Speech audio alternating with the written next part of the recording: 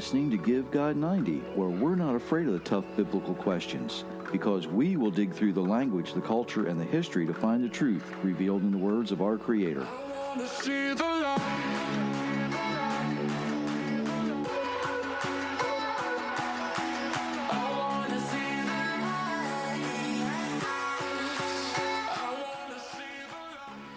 Hello, everyone. Thank you for letting us be part of your day. My name is Jerry Mitchell. Sitting beside me is Myra, as usual. Hi, everyone. And today we're going to sort of continue with what we've been talking about and why we're seeing some of the things we're seeing.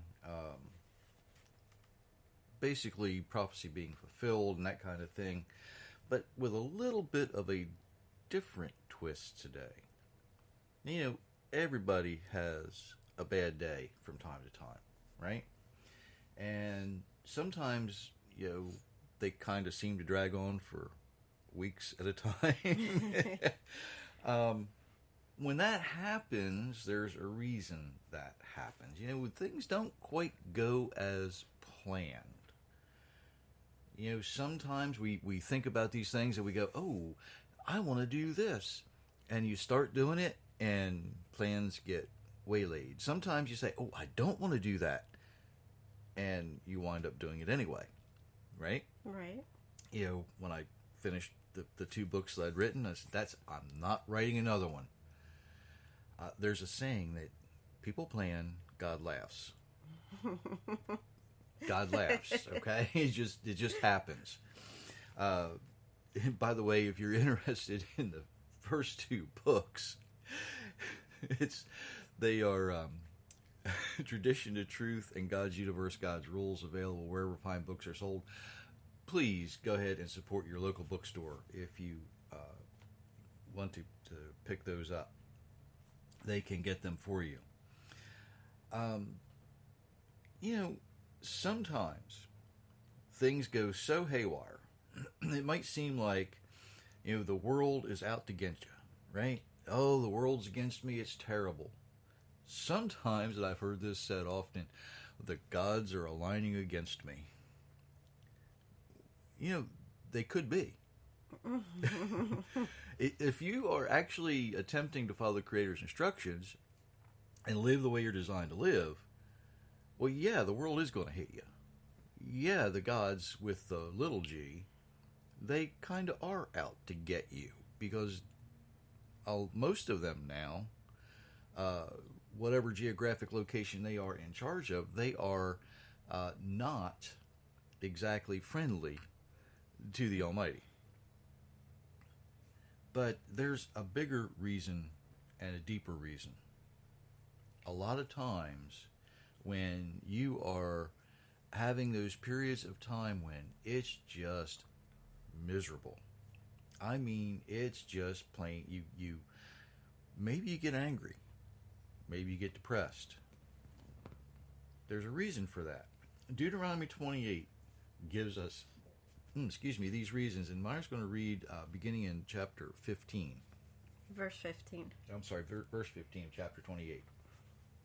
But you might not obey the Lord your God. You might not carefully follow all his commands and laws I am giving you today.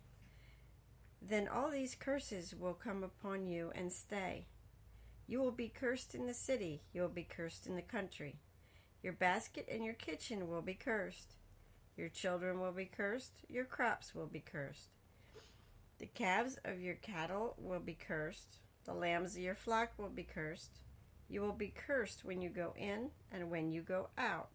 The Lord will send you curses, confusion, and punishment in everything you do. You will be destroyed. You will suddenly be ruined.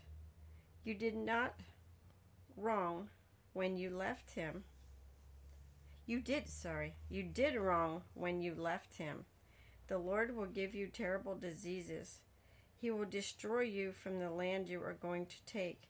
The Lord will punish you with disease, fever, swelling, heat, no rain, plant disease, and mildew. Then you will die. The sky above will look like bronze. The ground below will look like iron. The Lord will turn rain into dust and sand. It will fall from the skies until you are destroyed. The Lord will let your enemies defeat you.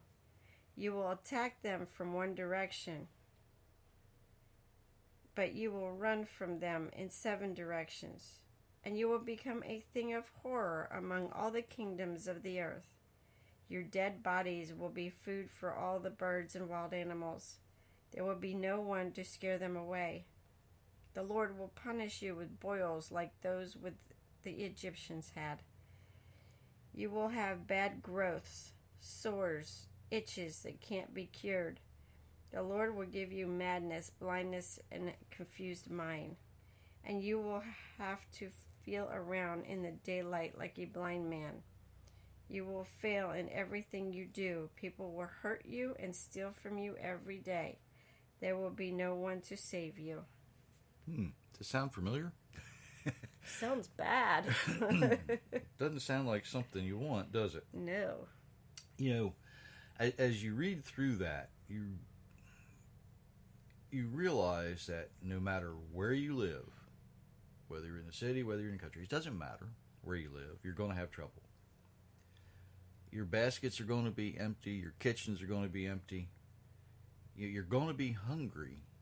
And it doesn't matter what you find to eat, you won't be satisfied. Your children will be rebellious. Whatever you produce is going to be affected, and not in a good way. Right? Right. I mean, with all that stuff going on, it's like, it doesn't matter. Have you ever had one of those days and it seems like everything you touch breaks? You know, you're afraid to start your car, because everything you've touched so far has gone wrong. When you go places, you're going to be confused. You're not going to understand what's going on. Confusion's going to run and ruin your life. You're going to be sick. You're going to fail at everything you try to do. And no one will be there to save you. You know, we all have days when things go haywire. You know, it seems like your enemies are trying to defeat you, and this goes so much deeper. What we're actually looking at in this passage is when we refuse and when we fail to follow the Creator's instructions, to live the way we're designed to live. That is actually living outside of your Creator's protection. Let me say it again. You're no longer under that umbrella of protection, so to speak. You have stepped outside of that. Now, a lot of times people think that God's instructions are a fence for His people, right? Think of it as being on the opposite side of the fence. Well, let's not think about sheep for a minute. Let's think about stepping on the outside of a fence where everything out there... There was a TV show a few years ago called The Walking Dead or something like that, where everybody, the zombie apocalypse happened, right? And if you weren't in that umbrella of protection, there were things out there that were trying to kill you. I didn't watch the show, so I'm guessing that's from the previews and the advertisements, that's what it looked like, right? Right.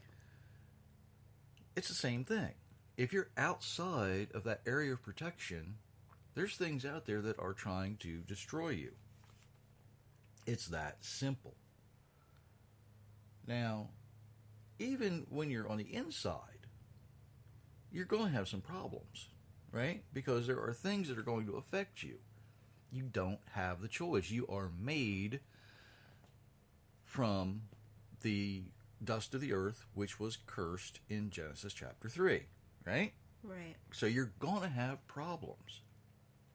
It's not like, it's not going to be perfect. It's not going to be the sunshine and flowers, right? What we're talking about here is when we turn away from the Creator, and even to the extent that our attitude is affected. Here's the strange thing. Here's the strange thing. Even when things get goofy, if you are inside the fence, if you're under the umbrella, if you're following the instructions, when things get haywire, when things get goofy, you typically are not going to get depressed. You're not going to get so down and out that you don't know what's going on. You're going to retain, a good, healthy attitude. You're going to retain that joyfulness that comes with that. You don't get, angry and frustrated and scared and depressed. When you're outside, that's what happens. There's a way out. There's absolutely a way out. And in the beginning of Deuteronomy, you're going to read about the way out. You must completely obey the Lord your God. You must carefully follow all his commands I am giving you today. Then the Lord your God will make you greater than any other nation on earth. Obey the Lord your God. Then all these blessings will come and stay with you. You will be blessed in the city. You will be blessed in the country. Your children will be blessed. Your crops will be blessed. Your cattle will be blessed with your calves and your sheep with lambs. Your basket and your kitchen will be blessed. You will be blessed when you come in and when you go out. The Lord will let you defeat the enemies that come to fight you. They will attack you from one direction, but they will run from you in 7 directions. Okay. So when we do our best to hear his voice and follow his instructions, even when we mess that up, even when things are going seemingly haywire, we can expect these things to happen. No matter where you live, you're going to find and recognize and have his blessings that he wants to give you. Your children won't be rebellious. What you produce will be productive, right? You're going to have what you want to eat and be completely satisfied. Now, that doesn't mean that there are times when you're going to be physically hungry, right? Right. There's not talking consistently about food here. Sometimes we're talking about other things. As you go, wherever you go,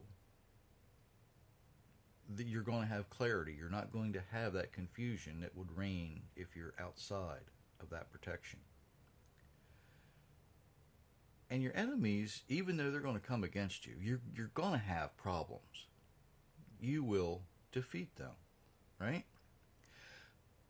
When we do our best, we can turn around. We can change. We can begin to follow his instructions, receive and recognize the blessings he wants us to have. Wherever we go, we can be victorious over the ones who are trying to defeat us. It's that simple. You're not going to be as affected by disease. You won't have the plagues. The world's still going to hate you. The gods are still going to try to defeat you, but the Creator himself will protect you. Are you going to get hurt? Yeah, sometimes. Are you going to get sick? Maybe. Will you die? Well, eventually everybody dies. Nobody gets out of this world alive, no matter what. Nobody gets out of this world alive. The difference is there's somebody there to save you. In Isaiah 12, he begins, "In that day you will say, Lord, I will praise you. Though you were angry with me, your anger is turned away, and now you comfort me." Why? Because you turned around. You came back. And he goes on, "Behold, God is my salvation. I will trust and not be afraid. For the Lord Jehovah is my strength and my song. He also has become my salvation." Even when we repent, Was he angry with us when we, he will let you go your own way. Oh, yes, he will. He will let you dig yourself so deep into a hole and cover yourself up and drown and do all the bad stuff. But even then, when you cry out, okay, I'm ready to stop doing it my way, it's not working. He says, okay, come do it my way and see what happens. Mm-hmm.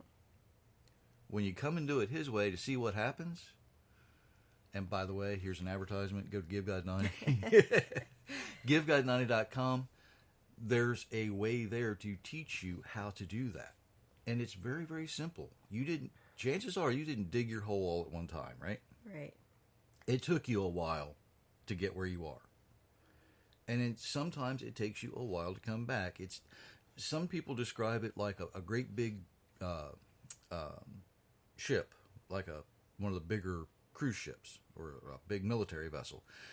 You don't just spin one of those around on a dime. No. It takes a little bit of steering to get it brought, around. Sometimes it takes that in our life too. It doesn't. If you try to do it all at one time, quite often you fail.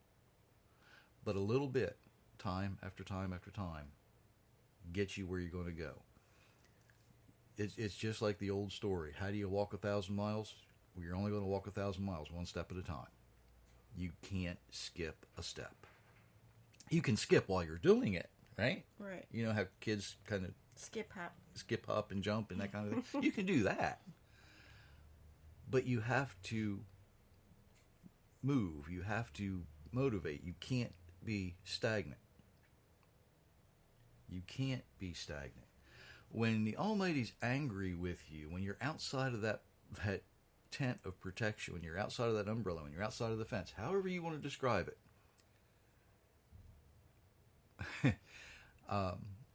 bad things will happen. Now, sometimes you look out there, and it's just like the grass is always greener on the other side of the fence. You see these people, and they look productive, don't they? Some of them look rich. Some of them look happy. Some of them, are really good at fooling you. But when you look outside that fence and you actually examine the lives of those people, many of them, well, I'd say most of them, if not all of them, have issues that you don't see. They're covering them up. Whether it's illness, broken marriage, broken families, whatever it may be. And yeah, I'm going to jump up and down on some toes here. I just can't help it. Look in your own worship communities. Look in your own neighborhoods. When you see people and you think they're happy, really examine their lives. There's pastors I know. You forgot to turn that off, didn't you? There's pastors I know that to see them, you think they've got it all together. And they really don't. They are so far outside the fence that you can barely see them, so you can't examine their life. Unless, you're really, you get the telescope out and really look. Because there's pastors I know who are struggling in their marriage.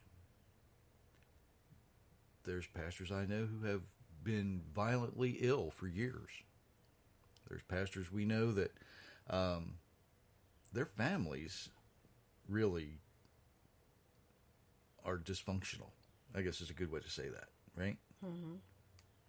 One in particular that I am very familiar with,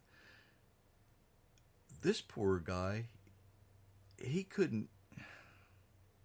a nice guy, but he could not preach the gospel that was once delivered to the saints if his life depended on it, because all he does is copy and paste other people's sermons into his messages. He's a good administrator, but that's all he does. He parrots back the things that other people have said. He has no original thought. but he's a nice guy. People like him. He moves around a lot because once people get to know him, they realize understand what he's doing. It's going to take him a long time to get him back in to the fence. Even though the Almighty's angry with us, when we choose to turn around and come back, He lets us. Sometimes, depending on how far out you are, it might take you a little while to get back. You know, you can't just jump the fence sometimes. Sometimes you're a little further away, right? Right. You know, have you ever tried to use an umbrella on a really rainy, windy day? You got to angle that thing just right so it, protects you from the rain. There are people who are so far out, no matter how much angle you put on that umbrella, they're still going to get wet, even though they're coming back. They have to actually fight at it to get back inside the fence under the umbrella. Some of them are working on it very, very hard. Some of them aren't. When you see people who are out there and they're doing these things, they're going through the motions, it's very easy to look at them and say, well, they tried and failed again. Well, yeah, but you can't fail without trying, right? Right. It is impossible to fail without trying. That's just called doing nothing, right? It's defined differently. You're stagnant. When you're stagnant, you can't do anything. You're not going anywhere. Here's where we're going with this, and this is going to be a really quick message today. If you find yourself outside of the protection, repent, for the kingdom is at hand, right? Turn around. Begin to live the way you're designed to live. It's not that difficult. Your life has no other chance but to improve. If you live the way you're designed to live, the way your Creator designed you to live, your life will improve. Sometimes a little bit, sometimes a lot. Sometimes quickly, sometimes it takes longer. But it will improve. The reason it's going to improve is because of all of the promises. And that's not all the promises either, by the way, that you read. No matter where you go, no matter where you live, no matter what you do, things will turn around. They will improve. You're going to see your relationships improve. You're going to see your productivity improve. You're going to see your success go up. And it all begins with that decision to say, I can't do this my way. It's not working. Okay, Creator, God, whatever title you want to give Him, you can say, let's try it your way. And if you go to givegod90.com, there is that path to success. There is that way. And I'm not promising you're going to get rich. Just saying you're going to improve your life and the lives of the people around you. So, give it a try. It's probably not working your way, right? Did you have anything you wanted to add to that? Everybody be safe and see you next time. Absolutely. Until Monday. Yes. Many blessings, everyone.